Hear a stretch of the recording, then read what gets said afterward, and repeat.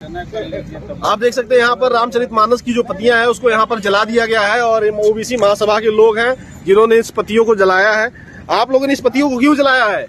भैया, इसमें जो आपत्तिजनक टिप्पणियां हैं, हाँ, नारी शक्ति के विरुद्ध, शूद्रों के विरुद्ध, दलित समाज के विरुद्ध, ओबीसी समाज के विरुद्ध, इनमें हम इन टिप्पणियों को, इन चौपाइयों को रामचरितमानस से निकलवाना चाहते हैं। इसको रामचरितमानस से निकाली जाए, तभी ये विरोध प्रदर्शन शांत होगा, नहीं तो ऐसे विरोध प्रदर्शन जगह जगह होंगे। आज के वैज्ञानिक युग में जब दुनिया बहुत चांद पे जा रही, दूसरे ग्रहों पे जा रही है, तो हिंदुस्तान का तथाकथित 15% समाज 85% समाज को बेवकूफ बना करके पीछे ले जाना चाह रहा था और सदियों से लेकर के पीछे चला जा रहा है। और उसकी एक साजिश के तहत सबसे बड़ा ये ग्रंथ जो बताया जाता है सनातन धर्म का रामचरितमानस, इसमें पूरे सर्व समाज को मतलब गरियाया गया है, बेवकूफ बनाया गया है, नारियों के लिए अपशब्द कहे गए हैं। तो ये तुलसीकांत दुबे जो था, ये बहुत मतलब ना इसको नारी का सम्मान था न और पूरे सर्व समाज का सम्मान का ज्ञान था। तो उसके जो स्वामी प्रसाद मौर्य ने उसके खिलाफ कहा है, तो हम सब लोग उनकी बातों का पूरी तरह से समर्थन करते हैं। और ये रामचरितमानस में जब संविधान में संशोधन हो सकता है, तो रामचरितमानस में संशोधन क्यों नहीं हो सकता?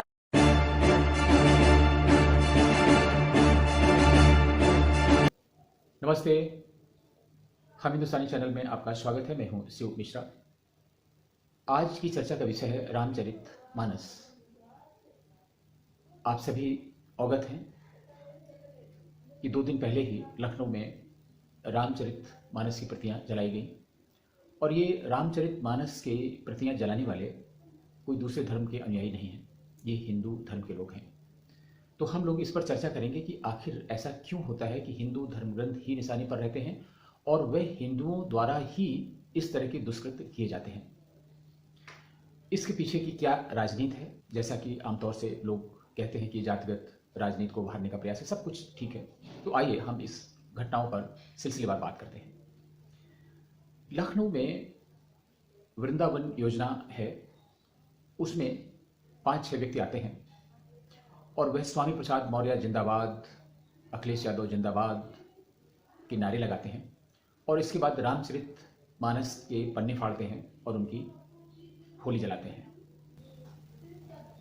और उनसे जब पूछा गया कि आपने ऐसा क्यों किया, क्यों कर रहे हैं ऐसा, तो उन्होंने वही सब कुछ बताया जो स्वामी प्रसाद मौर्य ने बताया, जो अखिलेश यादव बताते हैं और जो बिहार में चंद्रशेखर यादव, जो तेजस्वी यादव की पार्टी के शिक्षा मंत्री हैं गठबंधन सरकार में, उन्होंने भी वही सब कुछ कहा।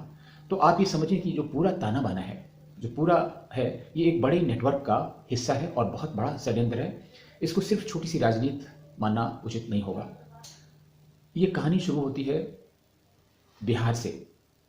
बिहार सरकार जेडीयू और आरजेडी की सरकार है, उसमें आरजेडी की नेता और शिक्षा मंत्री चंद्रशेखर यादव नालंदा विश्वविद्यालय के दीक्षांत समारोह में पहुंचते हैं और वहां पे बिना किसी उकसावे के, बिना किसी वजह के, बिना किसी परिस्थितियों के वो रामचरितमानस का उल्लेख करते हैं और इसमें जो कमियां हैं उनको गिनाते हैं। और इसके बाद बवाल शुरू हो जाता है। तेजस्वी यादव ने भी पल्ला झाड़ लिया कि भाई संविधान के हिसाब से सभी को कहने की स्वतंत्रता है और इसलिए ये उनका व्यक्तिगत बयान है। इसके बाद कई नेता आए, उन्होंने भी उलझुल बातें की और सभी ने चंद्रशेखर यादव का समर्थन किया। ये घटना चल ही रही थी और आपको ये भी मालूम होना चाहिए कि बिहार में जातिगत जनगणना शुरू हो गई है। ये राज्य सरकार ने कराई है, केंद्र सरकार ने नहीं कराई है। ये अधिकार केंद्र सरकार का है, काम चल रहा है। जब तक इसकी रिपोर्ट आएगी, सरकार रहेगी या नहीं रहेगी ये अलग विषय है। और अगर इसकी रिपोर्ट सरकार के रहते हुए आ भी जाएगी तो इसके आंकड़े प्रकाशित होंगे, इसमें पूरा संदेह है कि सर्वोच्च न्यायालय इस पर रोक लगा देगा। बहुत सारी याचिकाएं सर्वोच्च न्यायालय में चल रही हैं। लेकिन इस पूरे घटनाक्रम ने बिहार में जातिवादी माहौल पैदा करने की कोशिश की है और उत्तर प्रदेश में भी यही सारी परिस्थितियां रही हैं। 2022 के जो विधानसभा चुनाव हुए उसमें अखिलेश यादव ने पूरी ताकत लगा दी। ये बताना बहुत आवश्यक है कि उसमें धर्म विशेष के लोगों ने बढ़ चढ़कर हिस्सा लिया, पूरा सांप्रदायिक ध्रुवीकरण किया गया और अखिलेश यादव ने उस समय जिन्ना को सरदार वल्लभ भाई पटेल के बराबर लाके खड़ा कर दिया, एक वर्ग विशेष को खुश करने के लिए। तमाम कोशिशों के बाद अखिलेश यादव नहीं जीत पाए। बिहार और उत्तर प्रदेश में MY फैक्टर, मुस्लिम और यादव गठजोड़ अरसे से आजमाया जा रहा है और ये बहुत ही पेट फार्मूला था मुलायम सिंह यादव और लालू यादव का। ये काम नहीं कर रहा है और ये काम इसलिए नहीं कर रहा है कि मोदी ने अपने करिश्माई व्यक्तित्व से, सरकारी योजनाओं से, सामाजिक समरसता से और अमित शाह की सोशल इंजीनियरिंग से, जैसे भी हो, उन्होंने आज जातिगत विभाजन को काफ़ी हद तक कमज़ोर कर दिया है और इसलिए पिछड़ों के, दलितों के, अगड़ों के बहुत सारे वोट भारतीय जनता पार्टी को मिलते हैं। तभी तो 50% से ऊपर पहुंच पाते हैं और भारतीय जनता पार्टी को रोक पाना तब तक संभव नहीं है जब तक हिंदू मतों में फिर से विभाजन न किया जाए और यही इन दोनों पार्टियों की रणनीति है। लेकिन क्या हिंदू मत पाने के लिए, क्या बीजेपी को हराने के लिए हिंदू धर्म का, सनातन धर्म का अपमान करना और हिंदू समाज को पुनर्विभाजित करना आवश्यक है? कैसी राजनीति है? इस राजनीति पर बात करते हैं। स्वामी प्रसाद मौर्य जो आजकल चर्चा का केंद्र है, वह कुछ समय पहले तक भारतीय जनता पार्टी में थे। पिछले चुनाव में भारतीय जनता पार्टी ने उनको टिकट देने में थोड़ी आनाकानी की थी, उनको संदेश भी चला गया था। तो इसलिए जो मौसम विज्ञानी हैं स्वामी प्रसाद मौर्य एक पार्टी से दूसरी पार्टी में, बहुत पार्टियों में, लगभग सभी पार्टियों में चक्कर लगा चुके हैं, बसपा से भाजपा में, भाजपा से सपा में। उनको भी आश्वासन था, उनको भी विश्वास था कि सपा की सरकार बनेगी, इसलिए फटाक से चले गए। लेकिन जहां पर वो चुनाव लड़ते थे वहां से नहीं लड़े क्योंकि उनको हारने का अंदेशा वहां से था। अखिलेश यादव ने एक इतनी सुरक्षित सीट दी जो सपा का गढ़ था, वहां से भी चुनाव हार गए, उनका बेटा भी चुनाव हार गया। ये उनके लिए बहुत ही अपमानजनक था और समाजवादी पार्टी ने उनको एमएलसी बना दिया। एमएलसी बनके वो सदन में आ गए। बहुत ही उपकृत हैं, बिल्कुल गले तक उपकार से भरे हुए हैं, गदगद हैं, एहसानों का बोझ उनके सर पर है, कुछ न कुछ उन्हें करना है। लेकिन एक ऐसा व्यक्ति जो 5 साल भारतीय जनता पार्टी सरकार में मंत्री रहा हो, आरएसएस की मीटिंग जिसने अटेंड की हो, विश्व हिंदू परिषद की मीटिंग जिसने अटेंड की हो और इन सब की तारीफ की हो, जिसने भगवा पगड़ी धारण की हो, कपड़े पहने हो, वो रातों रात इनकलाबी बन जाएगा, धर्म विरोधी बन जाएगा, इसकी कल्पना नहीं की जा सकती। तो ये सोची समझी रणनीति है। और अगर ये कहा जाए कि नहीं अखिलेश यादव ने इसका समर्थन नहीं किया होगा, ऐसा नहीं कहा होगा, ये बिल्कुल गलत है।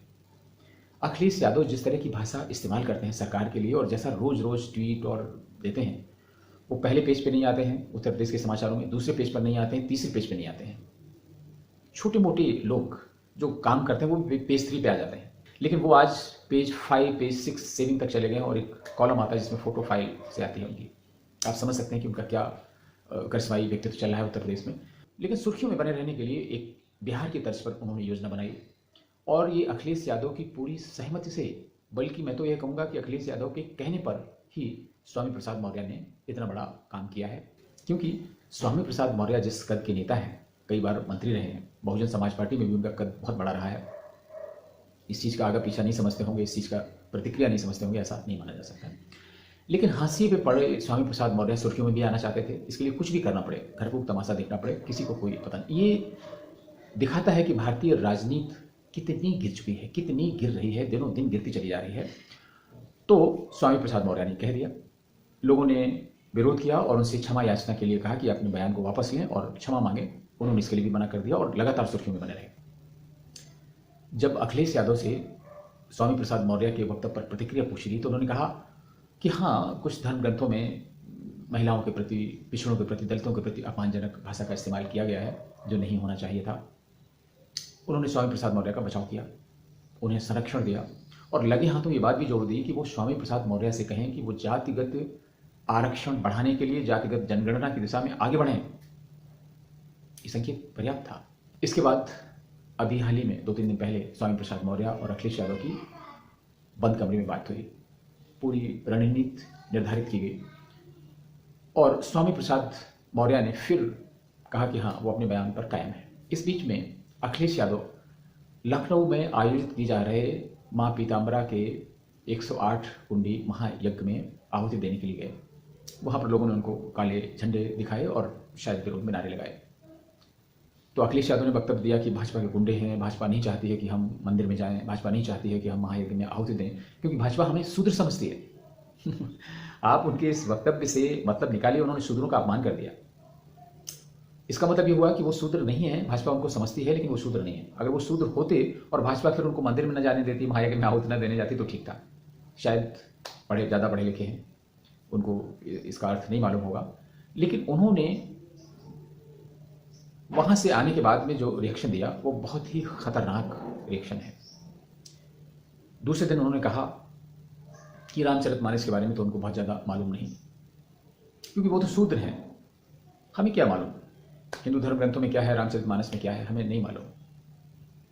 उनका ये वक्तव्य देना ही था कि एक स्वयंभू संस्था प्रकट हो गई उनके बंगले से थोड़ी दूर पर, वृंदावन योजना में, लखनऊ में। वो उसका नाम है ओबीसी महासंघ, ओबीसी महासभा। उसके पदाधिकारी आ गए और उन्होंने रामचरितमानस की प्रतियां जला दी। ये एपिसोड है। ये बिल्कुल सही है कि इसका मतलब चुनाव में फायदा लेना है, जातिगत आधार पर समाज का बंटवारा करना है, ताकि वोटों का ध्रुवीकरण हो, हिंदू मतों का विभाजन हो और मोदी का रथ रोका जा सके, जो और किसी तरह से रोकना संभव नहीं लगता है। लेकिन हम इस चीज़ को भी नहीं भूल सकते हैं कि कई बार भारत में जिस तरह से धर्मांतरण और एक धर्म विशेष तमाम सारी रणनीति अपना रहा है, जिसे कहते हैं गजवाए हिंद। लोग आश्चर्य करेंगे कि क्या हिंदू मुस्लिम इसमें भी आ गई, लेकिन ये है गजवाए हिंद की प्रक्रिया। चाहे वो कश्मीर हो, चाहे केरल हो, चाहे लक्षद्वीप हो, चाहे उत्तर प्रदेश हो, हर जगह वैसी ही चल रही है। और पीएफआई के एजेंडे ने तो ये बिल्कुल साफ कर दिया है कि उनका मकसद इसे इस्लामिक राष्ट्र बनाना है, किसी भी तरह से। वो चाहे लव जिहाद करें, चाहे वो लैंड जिहाद करें, चाहे वो कब्जा करें, चाहे वो शरणार्थी जिहाद करें। आप इनको विस्तार से समझिए, सारी चीज़ें प्री प्लान्ड हैं अंतर्राष्ट्रीय स्तर पर। तो जो इस्लाम के लंबरदार हैं, अरब के देश, खड़े के देश, आपने देखा होगा नूपुर शर्मा प्रकरण में बहुत सारे लंबरदार सामने आ गए थे। वो इस्लामिक लंबरदार इस तरह की गतिविधियों को फंड करते हैं। और भारत के ये जो क्षेत्रीय छत्रप हैं, पार्टियां हैं, जिनको नोटबंदी के दौरान जिनकी कमर टूट गई, वो पैसे से थोड़ा सा परेशान है। उनको लगता है कि अगर पैसा और हो तो शायद वो और अच्छा परफॉर्म कर सकते हैं। इसमें भारत सरकार को इस षड्यंत्र की भी जांच करनी चाहिए कि क्या स्वामी प्रसाद मौर्य, क्या चंद्रशेखर यादव, क्या समाजवादी पार्टी, क्या आरजेडी को कोई विदेशी फंडिंग हुई है, हवाला से, किसी भी तरह से है। इसमें क्या विदेशी शक्तियों का हाथ है, एक पॉइंट ये होना चाहिए। दूसरी चीज़ ये होनी चाहिए कि जिन लोगों ने भी ये कृत्य किया है उनके विरुद्ध सख्त से सख्त कार्रवाई होनी चाहिए, ताकि बिल्कुल उदाहरण बने, आगे से इस तरह की चीज़ें ना आए। तो ये जो कुछ हो रहा है हिंदू समाज में, हिंदू धर्म में, मानस को लेकर या दूसरे धर्म ग्रंथों को लेकर, ये अच्छा नहीं है। ये आस्था का प्रश्न है, भले ही उनको अच्छा नहीं लगता है। एक सबसे बड़ी चीज़ है, रामचरितमानस एक ऐसा ग्रंथ है जिसमें डूज एंड डोंट्स नहीं है, क्या करिए क्या मत करिए। ये मर्यादा पुरुषोत्तम राम का चरित्र चित्रण है और इसमें बहुत सारे पात्र हैं, बहुत सारी बातें अच्छी या बुरी उन पात्रों के मुंह से कहलवाई गई हैं। और कहीं कहीं जो इनके रचयिता हैं गोस्वामी तुलसीदास, उन्होंने अपने विचार भी व्यक्त किए हैं। मूलतः ये उनके रामराज मीन्स मर्यादा पुरुषोत्तम राम के जन्म से लेकर पूरे राजकाज का वर्णन है। गोस्वामी तुलसीदास हैं, उनके उसमें जो चौपाई, छंद, सोरठा, दोहे इस तरह के हैं जिनको मानस के मर्मज्ञ बहुत बड़े बड़े विद्वान आज भी उनको विश्लेषित करते हैं, उनका स्पष्टीकरण देते हैं। आम जनमानस को बहुत सारी चीज़ें उसमें समझ में नहीं आती हैं, इसीलिए बहुत बड़े बड़े कथाकार हैं, वो घूम घूम कर उनका विश्लेषण करते हैं, लोगों को बताते हैं, स्पष्टीकरण देते हैं, व्याख्या करते हैं। इसलिए स्वामी प्रसाद मौर्य या चंद्रशेखर यादव जैसे लोग जिनकी समझ अगर कम है तो वो अपनी कम समझ में तुलसीदास को भी खड़ा कर दे रहे हैं। उनको लगता है कि जैसे हम समझ रहे हैं उसी हिसाब से तुलसीदास ने लिखा, ऐसा नहीं है। इन चौपाइयों का अर्थ बिल्कुल भिन्न है, लेकिन ये समय नहीं है उन चौपाइयों का, उसमें फिर कभी हम लोग उसका विश्लेषण करेंगे। तो ये हिंदू समाज को विभाजित करने का जो षड्यंत्र है, ये केवल स्थानीय षड्यंत्र नहीं है और भारत सरकार को निश्चित रूप से इसमें आगे आना चाहिए, इसे राजनीति का विषय नहीं बनाना चाहिए और ये देखना चाहिए कि इस पर फुल स्टॉप करें। सो आज के अंक में इतना ही। आप इस चैनल को सब्सक्राइब करें, वीडियो को लाइक करें, फॉरवर्ड करें और सनातन धर्म के लिए, सनातन संस्कृति के रक्षा के लिए, इसके प्रचार प्रसार के लिए जो भी आपके इस तरह से संभव हो सकता है वो जरूर करें। नमस्ते।